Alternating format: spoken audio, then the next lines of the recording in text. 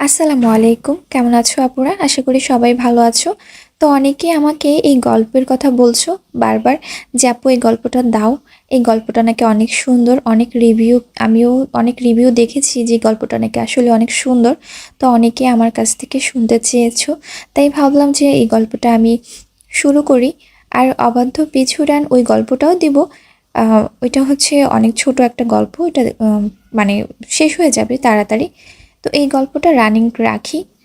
আর নেশাক্ত ভালোবাসার যে গল্পটা আছে সেটা আর ২-৩টা পর্ব আছে, ওটাও শেষ হয়ে যাবে।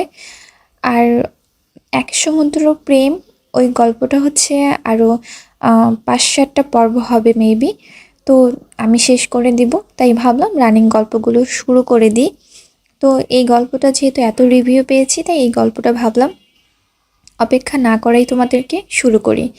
তো এখন হয়তোবা আমার মানে চ্যানেলের গল্পগুলো একটু এলোমেলো দেখাবে। তো যারা গল্প খুঁজে পাবা না তারা অবশ্যই প্লে লিস্টে চলে যাবা। কারণ এখনও মানে যেগুলো আমার রানিং গল্প চলছে এখনও শেষ হয়নি। তো দেখা যাচ্ছে যে আমি একটার পর একটা গল্প দিব। এখন কখন কোনটা দিই তার কোনো ঠিক নেই। এই জন্যই মানে তোমরা শুনতে হলে অবশ্যই প্লে লিস্টে যাবা। প্লে লিস্টে গেলেই হচ্ছে তোমরা যে কোনো গল্পই পেয়ে যাবা। এই জন্যই তোমাদেরকে বলে দিলাম আগে থেকে। শুরু করছি সঙ্গীন প্রণয়া শক্তি পর্ব ১। লিখেছেন সুরাইয়া রাফা। ভালোবাসা একটি ৪ অক্ষরের বিশাল অর্থবহ তাজা অনুভূতির রাজ্য। এই অনুভূতিকে কখনো কখনো বিশ্লেষণ করে হাজারটা রূপ দান করা যায়। প্রেম, প্রণয়, মোহঘোর আসক্তি, আরও কত কী। আবার কারো কারো কাছে এটি সঙ্গীন প্রণয়াসক্তি। ভালোবাসার বিশ্লেষণ যেমন সবার কাছে এক নয়, তেমনি সবার ভালোবাসার ধরনটাও ঠিক একরকম নয়। কিছু মানুষের ভালোবাসা সদ্য ফোটা ভৃঙ্গরাজ পুষ্পের ন্যায় আকর্ষণীয় আর সুরভিত।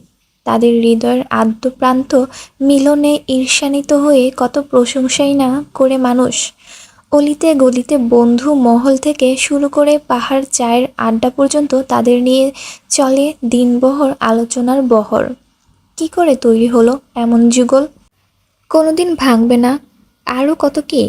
অন্যদিকে এই পুষ্পরেণুর মতো ভালোবাসার বিপরীতে যে শুধুই ঘৃণার বসবাস তেমনটা নয়। এই যে বললাম ভালোবাসারও ধরন হয়। কেউ কেউ এসব গদবাঁধা ভালোবাসার নিয়মে গা ভাসাতে পারে না কোনো কালেই। খালি মুখে ভালোবাসি কথাটা উচ্চারণ করাটাও যেন হিমালয় জয় করার মতো অ্যাডভেঞ্চারাস আর থ্রিলিং তাদের কাছে। তাই সেসব কিন্তু ওয়ালা মানুষগুলোর ভালোবাসা প্রকাশের ধরনটাও হয় কিছুটা ভিন্ন রকম। সেখানে অনুভূতি প্রকাশের থেকে আদায় করার স্পৃহাটাই বেশি কাজ করে। সেই আদায় করার ধরনটা যেমনই হোক, জোর করে কিংবা তার থেকেও কোনো কুৎসিত প্রস্থান, অ্যাট এনি কষ্ট। কারো কাছে সে ভালোবাসা বিষাক্ত, তো কারো কাছে অসুস্থ। কারোর মতে এই আবার কেমন ভালোবাসা? এটা কোনো কালেই ভালোবাসা নয়, নিছকই আসক্তি, ভয়ানক আসক্তি। আবার ইচড়ে পাকা ডার্ক রোমান্স দেখে দেখে ফরেন কালচারে বেড়ে ওঠা দোষীদের কাছে ইটস কন্ড ডেঞ্জারাস লাভ। এত এত বিশ্লেষণ আর চর্চার বাইরে গিয়ে আরও এক ধরনের অনুভূতি রয়েছে। এটা অনেকটা একপক্ষিক ভালোবাসা বা অনসাইট লাভ। হৃদয়ের সুপ্ত অনুভূতির কথা তাকে না জানিয়েও কি সুন্দর দিনরাত অতিবাহিত করে দেওয়া যায় তাকে কল্পনায় ভালোবেসে। একটিবার চোখের দেখা দেখেও নরম হৃদয়টা পুলকিত হয়ে ওঠে মুহূর্তেই। ভালোবাসা টইটুম্বুর হয়, ভরে ওঠে হৃদয়ের কানায় কানায়। ভার্সিটির ক্যাম্পাস থেকে শুরু করে বই আস্তরিত ফাঁকা লাইব্রেরির এক কোণের ছোট্ট টেবিলটায় সেই শ্যাম পুরুষকে দেখার জন্য কত জায়গাতেই না ছুটে বেড়ায় বেপরোয়া সর্বনাশা মন। সেই সাথে পাল্লা দিয়ে ছুটে মনের অধিকারী রক্ত মাংসের মানুষটাও। আপন মনকে অন্যজনের নিয়ন্ত্রণ ছেড়ে দিলে এই হয়। ক্যাম্পাসে এসে তাকে এক নজর না দেখা অবধি অশান্ত মনটা দমার নামই নেয় না। এই যেমন এই মুহূর্তটা মনটা কেমন ঝিমিয়ে যাওয়া মরা বিকেলের ন্যায় শান্ত হয়ে আছে। উচ্ছ্বাস আকাঙ্ক্ষা সব কিছু দমে গিয়ে তৃষ্ণার্ত চোখজোড়া সবচেয়ে পছন্দের শ্যাম পুরুষটিকেই দেখতে ব্যস্ত। সেকেন্ড, মিনিট, ঘন্টা অতিবাহিত হয়, তবুও তাকে দেখে দেখে চোখ দুটো ক্লান্ত হয় না। কি আছে এই শ্যাম পুরুষের মাঝে? আহামরি তো কিছুই নয়।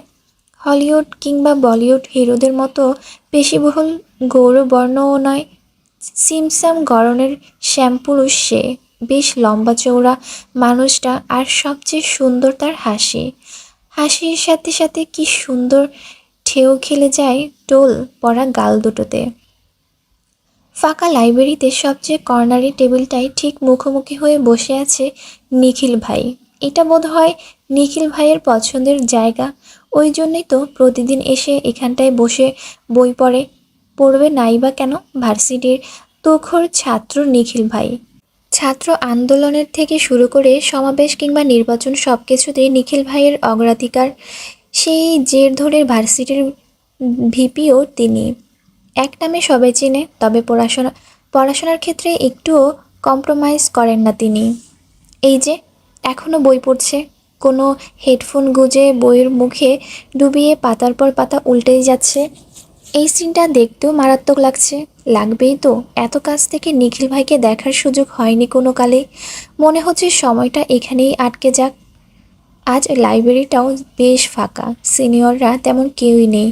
এই সুযোগে নিখিল ভাইয়ের সাথে দু একটা কনভারসেশন এগুলে কি ক্ষতি হয়? নিখিল ভাই, এই যে নিখিল ভাই। লাজুক হেসে টেবিলে টকটক করে সামান্য টোকা দিয়ে ডাকছে অরু। তবুও নিখিল ভাইয়ের হেলদোল নেই কোনো। একবার তাকালো না পর্যন্ত। আশ্চর্য, এভাবে অপেক্ষা করার কি হলো? অরুর বুঝি খারাপ লাগে না? লজ্জা আর আত্মসম্মানের মাথা খেয়ে অরু আবারও ডাকলো তাকে। কিন্তু এবারও একই ঘটনার পুনরাবৃত্তি ঘটে। নিখিল ভাই কোনোরূপেই সাড়া দিল না, বরং ওর দিকে না তাকিয়ে বাম হাত দিয়ে একটা ছোট্ট সাইজের অ্যালার্ম ঘড়ি এগিয়ে দিল ওকে, যেটা এই মুহূর্তে বাজখাই আওয়াজ তুলে কানের 12টা বাজিয়ে দিচ্ছে। ইস, কি বিরক্তিকর! এটা কেন দিলেন নিখিল ভাই? এবারও নিখিল ভাই নিশ্চুপ, এবং অ্যালার্মের বিরক্তিকর শব্দটা আরও দ্বিগুণ জোরে বাজিয়ে দিলেন তিনি। অ্যালার্মটা বিরক্তিকর আওয়াজ তুলে কর্ণঘোর ছাপিয়ে মস্তিষ্কে এসে লাগছে এবার। কানের পর্দা ছিঁড়ে যাওয়ার উপক্রম। না, আর নিতে পারলেন না। ওরও বিরক্তির চরম পর্যায়ে গিয়ে শব্দ করে চেঁচিয়ে উঠল, এটা বন্ধ করুন নিখিল ভাই। উফ, আর সহ্য হচ্ছে না। এক পর্যায়ে গায়ের কমফোর্টারটা ছুঁড়ে ফেলে হন্তদন্ত হয়ে উঠে বসলো ওরও। ঘুমের ঘোর এখনও কাটেনি। চারিদিকে পরিবেশ পরিস্থিতি বুঝে উঠতে একটু সময় লেগে গেল ওর। যখন বুঝে উঠল, তখন প্রতিদিনের মতো প্যালেসের ন্যায় মাস্টার বেডরুমের কিং সাইজ বিছানায় নিজেকে আবিষ্কার করলো ওরও। ঠোঁট কামড়ে একটা চাপা নিঃশ্বাস ছেড়ে ধীরে সুস্থে সময় নিয়ে নিজের হাঁটু অবধি লম্বা সিল্কি চুলগুলোকে মেসি বান করে বিছানা ছাড়ল। তারপর সবার আগে বন্ধ করলো বিরক্তিকর অ্যালার্মটাকে। একে একে পুরাতন জানালা ভারী পর্দাগুলো সরিয়ে রুমটাকে আলোকিত করে বসে পড়ল ল্যাপটপ নিয়ে। তারপর সেই বিরক্তিকর কাজ, মেইল পাঠানো। গত 1 বছর ধরে এটা ওরও রুটিনে রূপান্তরিত হয়েছে। আপা যে কেন বুঝতে চান না কে জানে। আবারও ভেতরে আহত বাতাসকে নিঃশ্বাসের মাধ্যমে নিংড়ে বের করলো ওরু। মেইল পাঠানো শেষ হলে শক্ত কাঠের চেয়ারটায় গা এলিয়ে দিয়ে উদাসীন চোখে বাইরে চাইল ওরু। ওর পরনে কোনো দামি পায়জামা সেট নয়, বরং সিম্পল প্লাজো আর একটা ওভারসাইজ টি শার্ট। সাধারণ বাঙালি মেয়েরা যা পরে ঘুমায় আর কি। এই রুমে বিশাল জানালার কারুকাজ করা লোহ গার্ড গলিয়ে যতদূর চোখ যায় শুধু বাগান বিলাসের ছড়াছড়ি। এখন বসন্ত চলছে, তাই একটু বেশি সুন্দর লাগছে বাড়ির ফ্লোট অ্যারাউন্ড।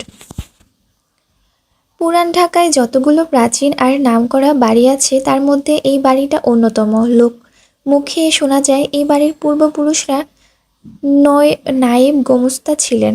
পরবর্তী প্রজন্মে জমিদারি প্রথা বিলুপ্ত হয়ে গেলেও এদের বংশ পরম্পরায় নেতৃত্ব আর আভিজাত্য ভাবটা রয়েই যায়। তাই তো যুগের পর যুগ, প্রজন্মের পর প্রজন্ম সবাই রাজনৈতিক কর্ণধার হয়ে নাম লিখিয়ে এসেছে। এই বাড়িটা ঠিক কোন প্রজন্মে জানা নেই অরুর, তবে বাড়িটা বেশ পুরনো। প্রায় 10 বিঘা জমি দিয়ে তৈরি এই বাড়িটাকে ছোটোখাটো ড্রিম হলিডে বললে মন্দ কিছু হবে না। মহলের সদর দরজা থেকে গেট অবধি যেতে মিনিট 10 টাইম লেগে যায়, ধীরে সুস্থে হাঁটলে তার চেয়েও বেশি। তারপর চোখে পড়ে অযত্নে ইতিউতি বেড়ে ওঠা বাগানবিলাসে ঘেরা দানব আকৃতির বিশাল গেট। তাতে মার্বেল পাথর দিয়ে গুটি গুটি অক্ষরে লেখা কৃত্তিক কুঞ্জন। বছর ৩০-এর আগেও বাড়ির নাম কিংবা গেটের চেহারায় ভিন্নতা ছিন্ন ছিল, কিন্তু ৩০ বছর আগে এই বাড়ির ছোট কর্তার জন্মের পরেই তার দাদা সাহেব একমাত্র আদরের নাতির নামে বাড়ির নাম পরিবর্তন করেন। ইট পাথর আর লোহায় ঘেরা গেইটে সর্বেসর্বা বিদায় জানিয়ে মার্বেল পাথরের গেট নির্মাণ করেই সে বাড়ির নাম পরিবর্তন করে রাখেন কৃত্তিক কুঞ্জ। সময় পাল্টেছে, সময়ের তালে তালে বদলে গেছে কর্তৃত্ব, আর আভিজাত্য মোড়ানো মানুষগুলো একে একে খালি হয়েছে কৃত্তিক কুঞ্জ। তাদের দাম্ভিকতা কিংবা রাজনৈতিক অবদান এখন কেবলই লোক মুখের বলি মাত্র। এত কিছু বাদ দিলেও রিয়েল এস্টেট বিজনেস নিয়ে এই পরিবার এগিয়েছে অনেক দূর। দেশ ছাপিয়েছে বিদেশে, সগৌরবে দাপিয়ে বেড়ায় এদের পারিবারিক বিজনেস। সবাই এক নামই চিনে। দেশীয় পণ্যের পার্টি পার্সেন্ট যোগান এদের পারিবারিক ব্যবসা থেকে আসে। শুধু উচ্চ পদস্থ না, স্বয়ং সরকারও আজকাল মুখে লাগাম নিয়ে কথা বলে এদের সাথে। আনফর্চুনেটলি এই পরিবারের শুধু টাকাই আছে, পরিবার বলে কিছু নেই। আফসোসের শুরু বলে ওঠে অরু। তখনই নিচতলা থেকে অনুর রাশভারী কণ্ঠস্বর শোনা যায়। অরু, এই অরুর বাচ্চা, খেতে আয়। আমি কি এখন পালকি নিয়ে আসবো? হসপিটাল যেতে দেরি হলে তোর খবর আছে। শুনেই বোঝা যাচ্ছে বেজায় চটে আছে সে। অরু দ্রুত চেয়ার ছেড়ে দেওয়াল ঘড়িতে চোখ রাখল। ৯টা বেজে ৩৫। এই রে, হাবিজাবি ভাবতে ভাবতে সময় শেষ করে ফেলেছি। তার উপর আজ আবার ভার্সিটিতে যাওয়ার প্ল্যান আছে। নিচে গেলে আপা নির্ঘাত কথা শুনিয়ে পেট ভরিয়ে ফেলবেন। এখন কি করি? বিশাল হলরুমের এক কোণায় রান্নাঘর, তার পাশে ছোট একটা ডাইনিং। ৪ জনের মতো বসার জায়গা হবে। সেখানেই খাবার সাজাচ্ছে অরুর বড় আপা অনু। এই বাড়ির কোনো কিছুই না পারতে ব্যবহার করেন না অরুরা। যতটুকু না করলেই নয়, ঠিক ততটুকুই এরা অধিকার খাটায়। অনু খাবার সার্ভ করতে করতেই রেডি হয়ে নিচে নামে অরু। পরনে সেটে আছে টপস আর স্কার্ট, হাতে পুঁথি দিয়ে তৈরি বানজারা ব্যাগ। অরুকে দেখেই মেজাজ খারাপ হয়ে গেল অনুর। অরুর পরিপাটি রূপ দেখে তেতিয়ে উঠল মস্তিষ্কটা। রাগের বহিঃপ্রকাশ ঘটল অরুর চেয়ারে বসার সঙ্গে সঙ্গে। এতক্ষণে আসার সময় হলো তোর? রুমের দরজা আটকে কি করছিস এত? তোর জন্য আমার হসপিটালে যেতে কতটা দেরি হয় তুই বুঝিস না? অরু রুটি আর ডিমের রোলে কামড় বসাতে বসাতে বলল, রেডি হচ্ছিলাম আপা। প্রতিদিনই তো রেডি হতে লেট হয়। আর রেডি কেন হয়েছিস? কতবার বলেছি ভার্সিটিতে যাওয়ার দরকার নেই। আমি একা এত কিছু সামলাতে পারছি না, হাঁপিয়ে উঠেছি আমি। নিঃশ্বাসের পাল্লা ভারী হয় অনুর। অনুর হাজারটা অভিযোগের অরু নিশ্চুপ, শুধু ছোট্ট করে প্রশ্ন করে, মা এখন কেমন আছে আপা?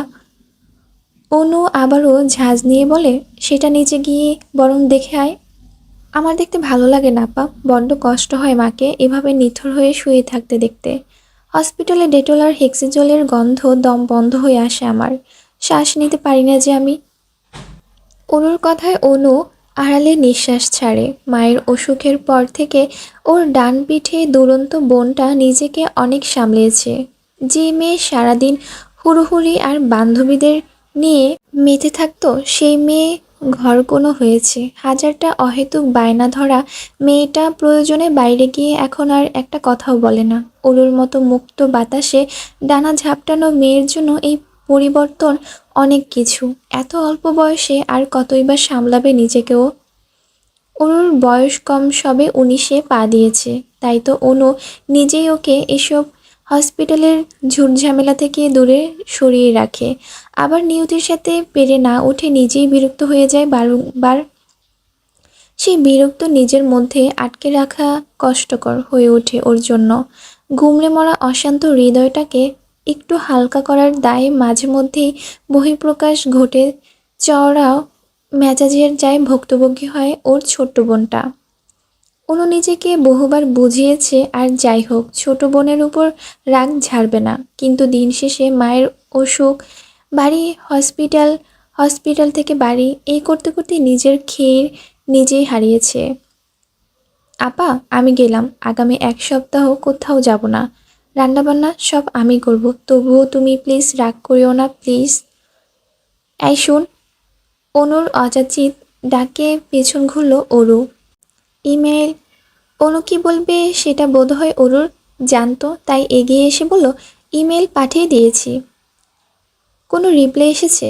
অরু তাচ্ছিল্য হাসি দিয়ে বলল, আপা তুইও না, গত 1 বছর ধরে একটানা ইমেল পাঠানোর পরেও যেখান থেকে একটা রিপ্লাই আসেনি, হুট করেই সেখান থেকে রিপ্লাই চলে আসবে, এতটাই বেশি আশা করিস না।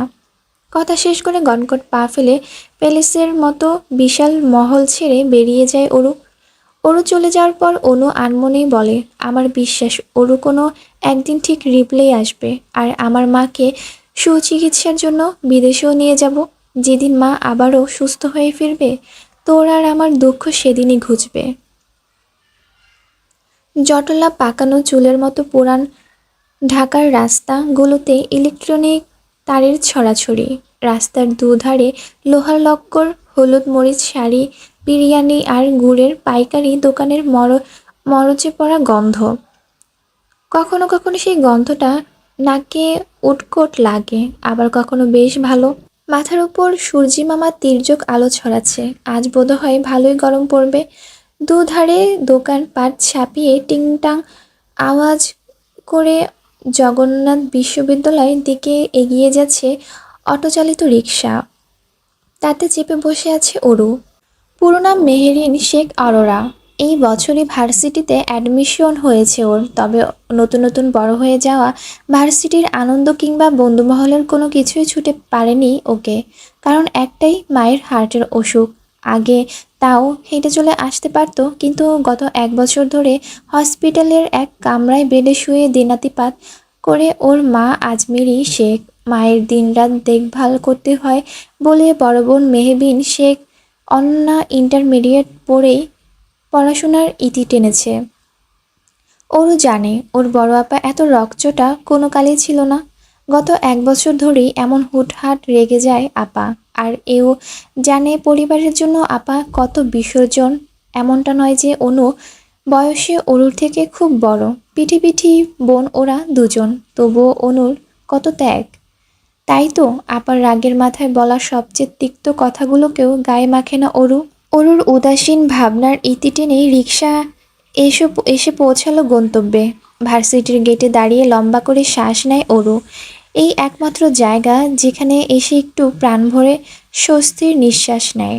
সেই সাথে স্বস্তিদায়ক মানুষটাকে একটিবার দেখা মিললে তো আর কথাই নেই, যাকে নিয়ে ও রোজ স্বপ্ন দেখে, সুন্দর স্বপ্ন। ওরও জানে নিখিল ভাইয়ের সাথে কমিটমেন্ট কিংবা মুখ ফুটে দুটো কথা বলার সাহসও ওর নেই।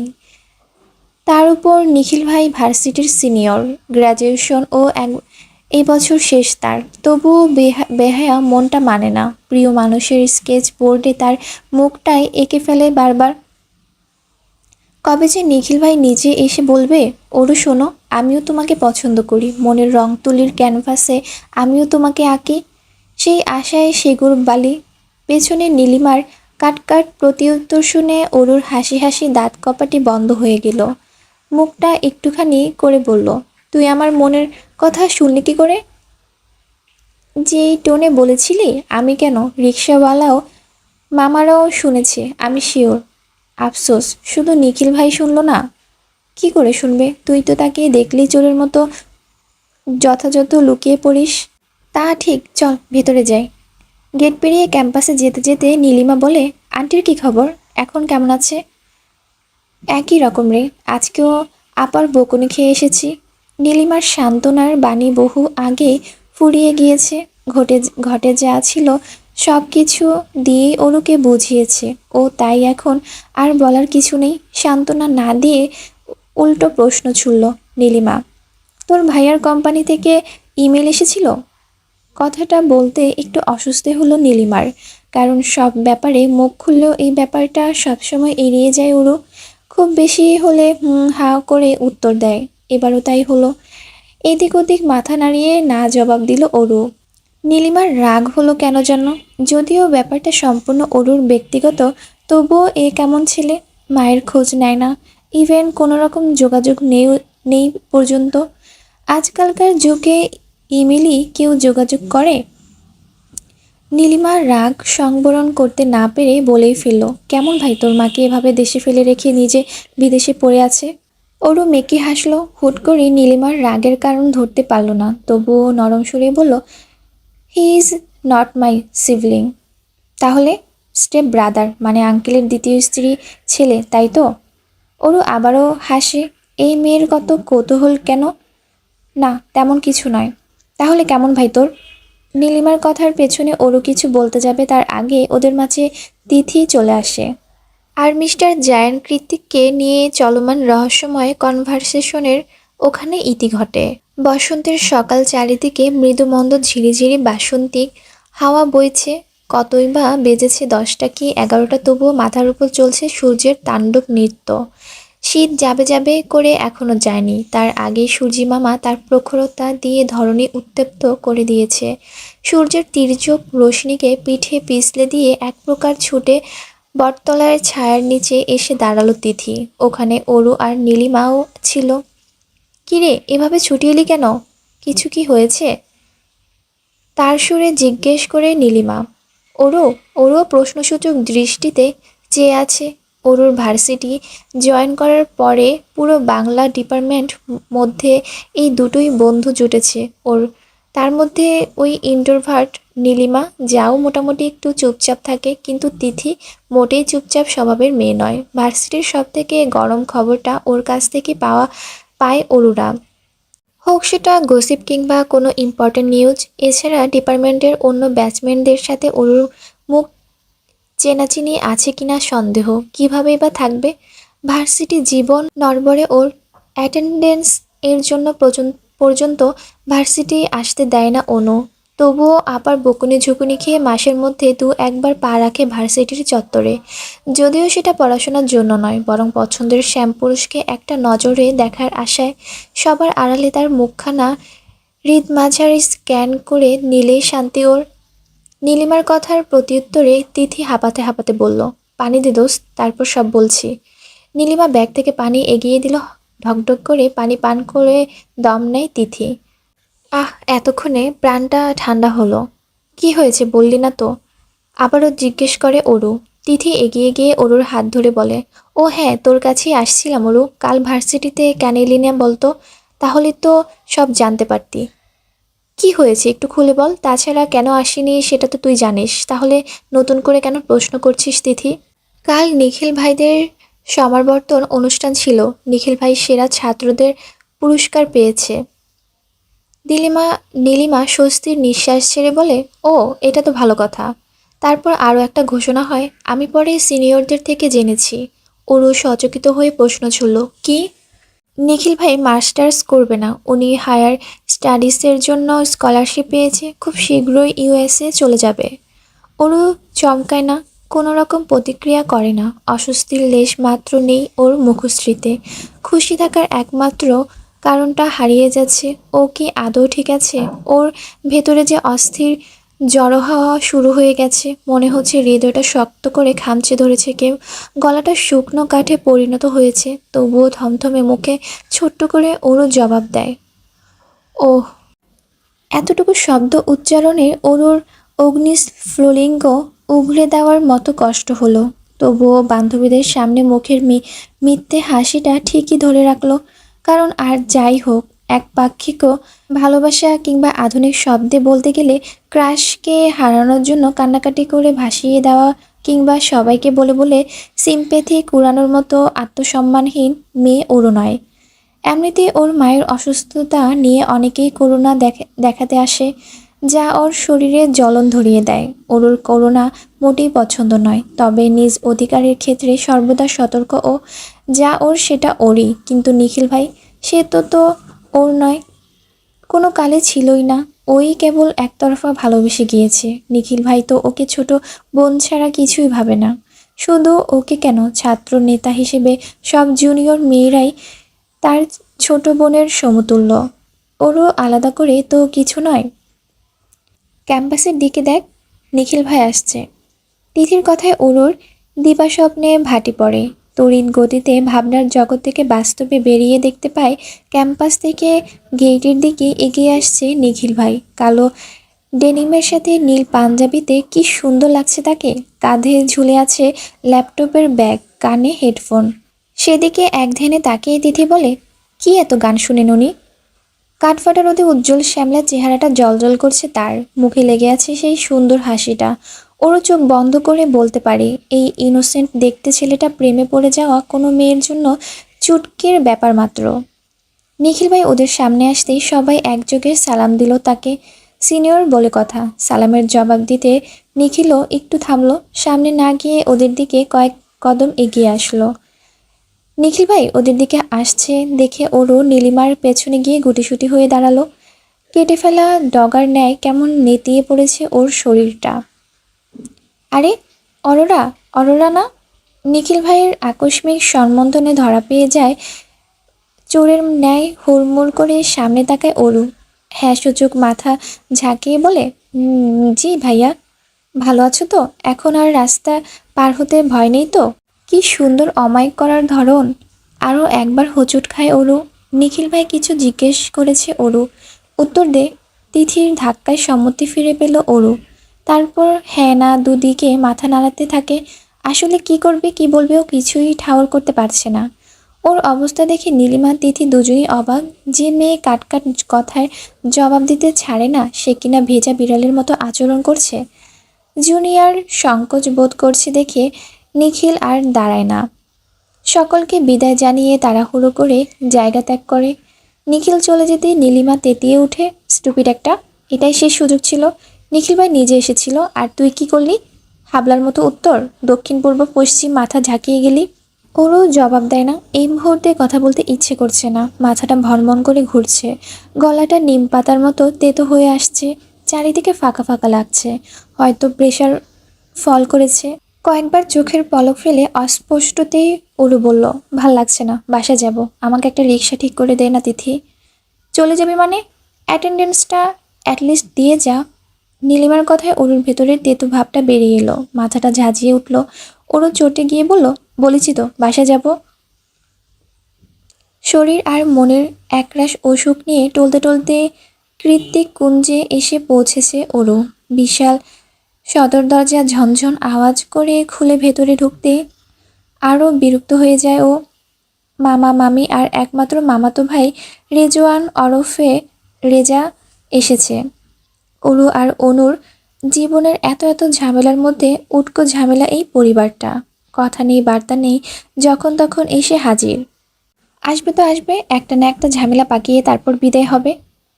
আজমেরি শেখ যখন সুস্থ সবল ছিলেন তখন দিনরাত আগমন ঘটতেন ঘটত এদের। 3 বেলা ফ্রিতে রাজকীয় খাবার আর মহলের নরম গতিতে আরাম আয়েশ করে একটানা 10 দিনও কাটিয়ে দিত। বাড়ি যাওয়ার নামগন্ধ পর্যন্ত নিত না। অরুর মামাতো ভাই রেজা এলাকার পাতি মাস্তান, যার দরুন তার ছেলে পেলেদেরও নিয়ে আসতো একমাত্র ফুপুর আলিশান বাড়িতেই। ওরু আর অনুর এসব বেশ লজ্জিত হতো। যত যাই হোক, তাদের তো এভাবে আরেকজনের অন্ন ধ্বংস করার কোনো অধিকার নেই। একমাত্র ভাই ভাবি বলে আজমেরি শেখ তেমন কিছুই বলতেন না। অনু ওরু একটু গাইসুই করলে ওদের কেউ চোখ পাকাতেন আড়ালে। সব কিছু এভাবেই চলছিল, কিন্তু আজমেরি হক একেবারেই বিছানার শয্যায় চলে গেলে মামা মামির আসল রূপ দেখতে পায় অরুরা। আপন বোনকে দেখা তো দূরের থাক, গত 1 বছরে হাসপাতালের গণ্ডি অবধি মারায়নি ওদের মামা। এবং 2 দিন পর পর বউ ছেলেকে নিয়ে বাড়িতে এসে অনুকে মানসিক অশান্তিতে ভুগিয়েছে দিনরাত। তাদের কথা একটাই, বাবা নেই, মায়েরও গ্যারান্টি নেই। আজ বাদে কাল মায়ের কিছু হয়ে গেলে ওদের 2 বোনের কি হবে? আজ বা কাল এ বাড়ির ছোট সাহেব ঠিকই ফিরবে, তখন তো 2 বোনের কোনো গতি থাকবে না। তাই এখনই যদি তার একমাত্র সুযোগ পুত্র রেজার সাথে অনুর বিয়েটা হয়ে যায় তাহলে একটা কুল তো হবে। আর যাই হোক, নদীতে তো আর ভেঙে যেতে হবে না। ওরও বুঝে পায় না, এত বড় দুনিয়া থাকতে ওরা নদীতে কেন ভেসে যাবে? কি অপরাধ ওদের? অনুর রাগের ঘট এমনই পরিপূর্ণ। এসব শুনলে আরও বেশি মাথা খারাপ হয়ে যায়। চেঁচামেচি করে বাড়ি মাথায় তুলে ফেলে সে। বিপরীতে মামি গা জ্বালানো কথাটা আছে। এক কথায় এরা বাড়িতে পা রাখা মানেই ঝামেলা আর অশান্তি। ওরও হলরুমে চারদিক চোখ বুলায়। অনু কোথায়? ও তো নেই। তার মানে আপা এখনো হসপিটালে। যাক, ভালোই হলো। ওর মামি ডাইনিংয়ে বসে আঙ্গুর চিবোচ্ছে। রেজা কাউচে বসে পায়ে পা তুলে টিভি দেখছে। মামা আপাতত আশেপাশে নেই। ওরু সবটাই দেখলো, তারপর না দেখার ভান করে দোতলায় পা বাড়ালো। দুটো সিঁড়ি মারতেই পেছন থেকে ডাক পড়ল মামির। কিরে দেখলি আমরা এখানে বসে আছি, তাও ঢ্যাং ঢ্যাং করে উপরে চলে যাচ্ছিস? মামি কি চোখ পড়ে না নাকি? আর আমরা আমার বৌমা কোথায়? ওরও চোখ খিচে বন্ধ করে নিল। এটারই ভয় পাচ্ছিল ও। অনেক প্রশ্ন করেছে মামি, এক কথায় উত্তর দিতে হবে, কি বলা যায়? ওরও পেছনে ফিরে বলল, মাথা ব্যথা করছে মামি, একটু ঘুমাবো। আর আপা হসপিটালে মায়ের কাছে। করে নে আরামায়েশ, যা পারিস করে নে। আজ বাদে কাল বাড়িতে মালিক ফিরলে তোদের তো ঘাড় ধরে বের করে দেবে। অনুটাকে কতবার বুঝিয়েছি এই কথা, কতবার বলেছি আমার রেজার সাথে বিয়েটা দিয়ে দিই, কিন্তু মেয়েটা বড্ড বেয়াদব হয়েছে। বড়দের মুখে মুখে তর্ক করে। বাবা মায়ের শাসন না থাকলে এ আর যাই হয় আর কি। মামির কথায় অরুর নেতিয়ে পড়া রাগটা আবারও তরতর করে ঝাঁঝিয়ে উঠল। তীক্ষ্ণ সূচের মতো কথাগুলো গিয়ে শরীরে বিঁধল। ও পেছনে না ঘুরেই বলল, তুমি যে নরম চেয়ারে বসে আঙ্গুর চিবোচ্ছ, ওটাও কিন্তু এবারের ছোট সাহেবের টাকা দিয়েই কেনা মামি। তাছাড়া জামশেদ জায়ান চৌধুরীর অবর্তমানে আমার মাই কিন্তু জেকে গ্রুপের গভর্নিং বোর্ডের চেয়ারম্যান। ওর কথায় একটা তাচ্ছিল্যের হাসি খেলে গেল অরুর মামির মুখে। মনে মনে বলল, এতটুকুনি মেয়ে ভালোই খই ফুটেছে মুখে। তারপর শত্রুকে পাল্টা তীর নিক্ষেপ করার মতো করে বললেন, হতে পারে তোর মায়ের অধিকার আছে, কিন্তু তোদের দু বোনের তো কোনো অধিকার নেই। তোরা হলি কচুরি পানা। তাছাড়া তোদের মায়ের আর কদিন, বড় জোর হলে 6 মাস। মামি অনেক বেশি বেশি বলে ফেলেছো এবার। আমাদের মায়ের কিচ্ছু হবে না। মাকে আমরা বিদেশে নিয়ে যাব। আবারও সেই গা জ্বালানো হাসি ছুড়লেন অরুর মামি। বললেন, তোর কি মনে হয় জায়ান কৃত্তিক চৌধুরী বা তার কোম্পানি তোদের নেওয়ার জন্য বসে আছে? শুনেছি তোর জন্যই নাকি বাড়ি ছাড়তে হয়েছিল তাকে। মামির সাথে আর তর্কে পেরে উঠল না অরু। দুশ্চিন্তাগ্রস্ত জটলা পাটানো মস্তিষ্কটা আর চাপ নিতে পারছে না। হাত পা থরথর করে কাঁপছে। এই মুহূর্তে গলা থেকে একটা কথাও বের হচ্ছে না। মামি যে এত নোংরাভাবে ওকে আক্রমণ করবে ভাবতেও পারেনি অরু। ও সামনের দিকে আরও একবার চোখ বোলালো। কয়েক জোড়া আক্রমণাত্মক চোখ, মনে হচ্ছে চোখ দিয়ে ওকে ভস্ম করে দেবে এরা। ও আর এক মুহূর্ত হলরুমে দাঁড়ালো না। সিঁড়ি ডিঙ্গিয়ে দোতলার নিজের রুমে গিয়ে সপাটের দরজা আটকে দিল। ভেতরটা ছিঁড়ে যাচ্ছে। অসহায়ত্ব চারিদিকে জংলা আবরণের মতো ঘিরে ধরেছে। মামির তর্কের আঘাতে নিখিল ভাই চলে যাওয়ার কষ্টটা যেন নুন মরিচের ছিটা। আর ভালো লাগছে না। নীলিমা আর তিথির মতো জীবনটা স্বাভাবিক কেন হলো না ভাবছে অরু। কেন ওর জীবনে এত দায়বদ্ধতা? কেন নিখিল ভাইয়ের প্রতি ভালো লাগাটা নিজের মাঝে খুব সহজে তুলে ধরতে পারল না? এটা কি শুধু অন্তর্মুখী হওয়ার দরুন, নাকি পরিবারের টানাপোড়েনের আর দায়বদ্ধতা? নিখিলের চলে যাওয়ার ভাবতে ভাবতে অরুর মনে পড়ে যায় নিখিলের সাথে প্রথম দিনের সাক্ষাৎ কথা। এই তো কয়েক মাস আগের কথা। ভার্সিটিতে অ্যাডমিশনের জন্য এসেছে অরু। মায়ের অসুস্থতার ঢাকা বিশ্ববিদ্যালয়ের মতো অত বড় পিঠা পড়ার সুযোগ হয়নি অরুর। মোটামুটি প্রস্তুতি নিয়ে যতটুকু পেরেছে তাতেই এগোচ্ছে। সুযোগ হয়েছে। আজ কলেজে পত্র নিয়ে এসেছে, সবটা জমা দিতে হবে। তাই শীতের সকাল, ঠান্ডাটা পুরোপুরি জেকে না বসলেও মিষ্টি রোদের মৃদু আলোতে ভালোই আরাম লাগছে। সকাল হতেই অফিসগামী সারি সারি গাড়ির বহর ছুটেছে রাস্তা জুড়ে। ঢাকা শহরে বেড়ে ওঠা হলেও একা একা একা রাস্তাঘাট পার হওয়া অভ্যাস নেই অরুর। সেই দরুন তখন থেকে ভার্সিটির রাস্তার বিপরীত অসহায়ের মতো দাঁড়িয়ে আছে সে। কখন রাস্তাটা একটু ফাঁকা হবে আর ও দৌড়ে রাস্তা পার হবে। অনেকে তো গাড়ির ফাঁক ফোকর দিয়েই চলে যাচ্ছে, কিন্তু অরুর সাহস হচ্ছে না। এক গা এগোচ্ছে তো 2 পা পেছোচ্ছে। এইভাবে লেফট রাইট চলতে থাকলো প্রায় আধ ঘন্টা। অরুর বিরক্ত হয়ে গিয়েছে। এরকম হলে প্রতিদিন ভার্সিটিতে আসবে কি করে সে? ভয় লাগছে? পেছন থেকে তীরের ফলার মতো ছুটে আসা পৌরশালী কণ্ঠস্বর শুনে হকচকিয়ে পেছনে ঘুরল অরু। দেখল মুখে টোল পড়া স্নিগ্ধ হাসি নিয়ে ওকেই প্রশ্ন করেছে লোকটা। অরু থ মেরে আছে, হানা কিছুই বলছে না। কি করে বলবে? ও তো হাসিতেই কুপুকাত। লোকটা পাশ থেকে কাউকে ডেকে উঠল। এই অন্তু, ওকে রাস্তাটা পার করে দে তো। পেছন থেকে ছেলেটা বলল, জি ভাইয়া, দিচ্ছি। ব্যাস তখনই ছিল ভালো লাগা শুরু। ওরও বুঝেছিল এই লোকের ভার্সিটিতে বিশাল জনপ্রিয়তা। তারপর থেকে শুরু হয় ওরও লুকিয়ে লুকিয়ে পর্যবেক্ষণ। উদাসীন দুপুরে কিংবা মরচে যাওয়া বিকালে ক্যাম্পাসের এথায় সেথায় তাকেই খুঁজে বেড়াতো। চোখ দুটো এক নজর দেখা হয়ে গেলে খুশিতে পুলকিত হতো মনটা। ঝিলিক দিয়ে উঠল মুখের কোণে মিষ্টি হাসি, যা এখনো চলমান। কখনো সামনে দাঁড়িয়ে কথা বলা হয়নি। ওরও এও জানে না নিখিল তার নামটা জানল কী করে। তবে নিখিলের বায়োডাটা সবই ওরুর জানা, বলতে গেলে মুখস্থ। কিন্তু আশেপাশ আফসোস, এখন এসব কোনো কাজেই আসবে না। নিখিল ভাই চলে যাবে, 1000 কিলোমিটার দূরে হবে তার ঠাঁই।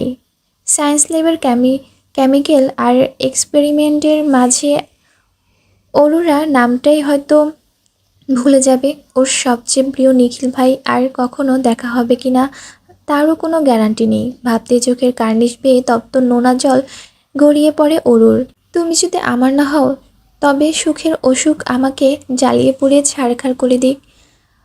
বোকা অরু তখনও জানতো না ওর জন্য কেউ এর থেকেও বিষাক্ত ভালোবাসা নিয়ে দিনের পর দিন অপেক্ষায় প্রহর গুনছে।